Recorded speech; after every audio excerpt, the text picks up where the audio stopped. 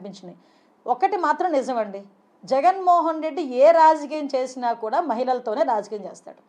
మహిళలను అడ్డం పెట్టుకుని రాజకీయం చేస్తాడు, మహిళలతో రాజకీయం చేస్తాడు, మహిళలను అడ్డం పెట్టుకుని రాజకీయం చేస్తాడు. ఈరోజు మళ్ళీ అదే రాజకీయానికి ఈరోజు తెరలేపి వాళ్ళ మహిళా నాయకులందరినీ కూడా ముందుకు కూర్చోబెట్టాడు. నేను ఒకటే వాళ్ళ మహిళా నాయకులకి, అమ్మ మనందరం కూడా మహిళా నాయకులు, మహిళా నాయకురాలు, మనందరం కూడా మన ఇంట్లో ఉన్న వాళ్ళందరూ కూడా మనల్ని ప్రోత్సహించి ఈరోజు ఇక్కడ ఉంచోబెట్టారు.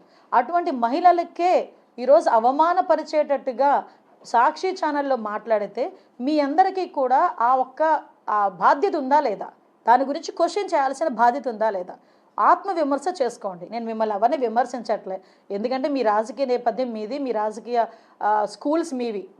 కానీ ఒక మహిళగా ఆలోచించి ఇది కరెక్టా, తల్లికి వందనం గురించి మాట్లాడితే అరే మీరు అమ్మ ఒడి అని చెప్పి 15,000 ఇస్తామని చెప్పి 13,000 ఇచ్చారు. ఆ రోజు 2,000 ఏం చెప్పారు, ఆ రోజు కూడా మీరు ఏం చెప్పారు, మెయింటెనెన్స్ గురించి అని చెప్పారు. అదే ఈరోజు మేము ఎంతమంది పిల్లలు ఉంటే అంతమందికి తల్లికి వందనం ఇస్తూ ఆ 2,000 రూపాయలు కూడా స్కూల్ మెయింటెనెన్స్ గురించి అని లోకేష్ బాబు గారు పక్కన పెడితే ఎవరో ఒక ఎందుకు పనికిరాడో ఒకడు అంటాడు, లోకేష్ బాబు జేబులోకి వెళ్ళి అని మాట్లాడాడు. అది లోకేష్ బాబు గారు బయటకు వచ్చి ఛాలెంజ్ చేశారు. ఈరోజు ఒక్కడొచ్చి బయటకు వచ్చి మాట్లాడట్లేదు దాని గురించి, ఛాలెంజ్కి ఎవడు తిరిగి రిప్లై ఇవ్వట్లే. ఇలా మళ్ళీ ఆడవాళ్ళ ముందుని కూర్చోబెట్టి మహిళల ముందుని కూర్చోబెట్టుకొని మహిళల చేత మీటింగ్ పెట్టించి మా మీద ఏదో దుమ్మెత్తిపోయడానికి ప్రయత్నం చేస్తున్నారు. ఈరోజు మీ వాళ్ళు కాదు, ఈరోజు రోడ్డు మీదకి వెళ్తే మహిళలే, ఏ మహిళల వల్లనైతే మీరు ఓడిపోయి 11 సీట్లకి దిగజారిపోయారో అదే మహిళలు మళ్ళీ మిమ్మల్ని బయటకు వచ్చి నోటుకొచ్చినట్టు మాట్లాడితే మళ్ళీ మిమ్మల్ని ఆ 11 సీట్లకు కూడా పరిమితం కాకుండా కనీసం మీరు పులివెందుల్లో కూడా ఎమ్మెల్యే అయ్యే పరిస్థితి కనిపించదు జగన్మోహన్ రెడ్డి గారు. ఒకసారి ఆలోచించుకోవాలి. ఇప్పుడు కొత్తగా కూడా తీసుకొచ్చారండి 15వ ఆర్థిక సంఘం నిధులు మొత్తం డైవర్ట్ చేసేసారు. అంటే డైవర్షన్ గురించి డైవర్ట్ల గురించి వీళ్ళు మాట్లాడితే నవ్వు వస్తుందండి. అసలు నిజంగా ఎన్ఆర్జీఎస్ 5 సంవత్సరాల నిధులు ఎక్కడ పెట్టారండి నాకు అర్థం కాదు.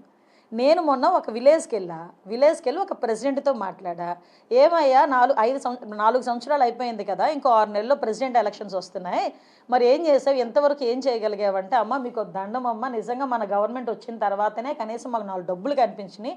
నేను ఈ సంవత్సర కాలంలోని దగ్గర 500 మీటర్ల పైన రోడ్లు వేయించాను, 400 మీటర్ల పైన డ్రైన్లు తవ్వించాను, 50 లక్షల రూపాయలు పెట్టి ఒక వాటర్ ట్యాంక్ కట్టించానని చెప్పాడు. మరి ముందంతా ఏం చేసావు అని అడిగా. బ్లీచింగ్ పౌడర్ చల్లుకోవడానికి కూడా డబ్బులు లేక ఇంటి పనులు వేసుకొని వచ్చిన డబ్బులతో బ్లీచింగ్ పౌడర్ కొనుక్కొని చల్లానమ్మా. ఆ బ్లీచింగ్ పౌడర్ కూడా చల్లకపోతే ప్రజలు వచ్చి నన్ను తంతారని భయపడి అది కూడా చేశాను నేను అని చెప్పిన సందర్భం. అంటే వీళ్ళు ఎన్ఆర్జీఎస్ డబ్బుల్ని కూడా డైవర్ట్ చేశారు. మీకు ఇంకో విషయం చెప్పనా, స్త్రీనిధి అని చెప్పి అప్పుడు 2,000 కోట్లు ఉండేది ఆడవాళ్ళ సొమ్మది. అంటే రూపాయి దాచుకొని స్త్రీనిధి అని 2,000 కోట్లు ఒక దగ్గర ఉండేది. ఆ 2,000 కోట్లని కూడా డైవర్ట్ చేసేసి తీసుకెళ్ళిపోయారు తెలుసా మీకు.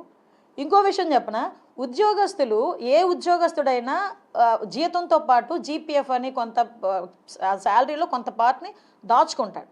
ఎప్పుడు పిల్లల పెళ్ళిళ్ళ గురించో పిల్లల చదువుల గురించో అప్పుడు లోన్ పెట్టుకుంటాడు, జీపీఎఫ్ లోన్. లాస్ట్ 5 సంవత్సరాల్లో ఈరోజు పిల్లోడు స్కూల్ ఫీజులు కట్టాలి అని చెప్పి జీపీఎఫ్ లోన్ పెట్టుకుంటే 3 సంవత్సరాల తర్వాత, అంటే ఆ పిల్లోడు కోర్స్ పూర్తి అయిపోయిన తర్వాత లోన్ శాంక్షన్ అయ్యే పరిస్థితి, అప్పుడు కూడా పూర్తి డబ్బులు ఇస్తామో లేదో కూడా తెలియదు. వీళ్ళు మాట్లాడుతున్నారు. రమ్మనండి రోడ్ల మీదకి, 15వ ఆర్థిక సంఘం డబ్బులు మేము దేనికి ఉపయోగించామో మేము చెప్తాం. అన్నా క్యాంటీన్లు మూసిపడేశారు. అంటే మేము పెట్టిన పథకాలు చాలా మట్టుకు తీసిపడేశారు. ఎస్సీ సబ్ ప్లాన్ లేదు, అవి కూడా డైవర్ట్ చేసేసారు వీళ్ళు. అందుకే అంటున్నా, ఏదో 4-5 పదాలు కొత్తగా కనిపిస్తే ఆ పదాలు ఉపయోగించేస్తే పోయేదాళ్ళే. అంటే 15వ ఆర్థిక సంఘం నిధులు, డైవర్షన్, ఇలాంటి పదాలు కొంచెం కొత్తగా అనిపించి వాళ్ళకి అనిపిస్తున్నట్టున్నాయి. కానీ ఒకటి చెప్తున్నా, డైవర్షన్ పాలిటిక్స్, ఇప్పుడు కూడా అదే డైవర్షన్ పాలిటిక్స్ చేయడానికి ప్రయత్నం చేస్తున్నాడు.